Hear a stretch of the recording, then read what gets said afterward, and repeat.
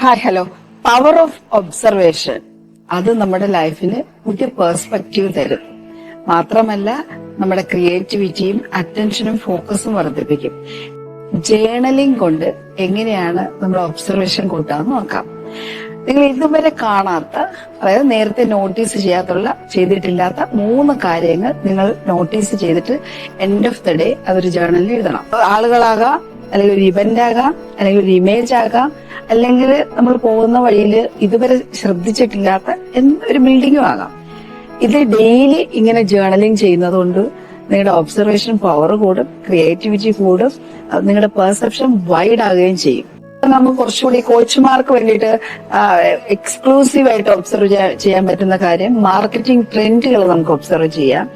അതുപോലെ തന്നെ പുതിയ പുതിയ ആശയങ്ങൾ ഒരാൾ ഇംപ്ലിമെന്റ് ചെയ്തിരിക്കുന്നത് എങ്ങനെയാണ്, ആളുകൾ സംസാരിക്കുന്ന രീതി, കോൺവെർസേഷൻ ചെയ്യുന്ന രീതി എങ്ങനെയാണ്, ഇതൊക്കെ ഒബ്സർവ് ചെയ്യുന്നത് കൊണ്ട് കോച്ചുമാരുടെ അല്ലെങ്കിൽ അതുപോലെ പ്രൊഫഷണൽ ലീഡർഷിപ്പിലുള്ളവര്, പ്രൊഫഷണൽസ്, ബിസിനസ് ചെയ്യുന്ന ആൾക്കാർക്കൊക്കെ അവരുടെ എക്സ്പാൻഷൻ കൂടും. ബ്രെയിൻ ട്രെയിൻ ചെയ്യാൻ തുടങ്ങും. പുതിയ പുതിയ കാര്യങ്ങൾ മനസ്സിലാക്കാനും അത് ഒബ്സർവ് ചെയ്യാനും ട്രെയിൻ ചെയ്യാൻ തുടങ്ങുന്നതനുസരിച്ച് നമ്മുടെ ബിസിനസ് എക്സ്പാൻഡ് ചെയ്യാൻ സാധിക്കും. ട്രൈ ചെയ്ത് നോക്കൂ. Journaling, observation. Thank you so much.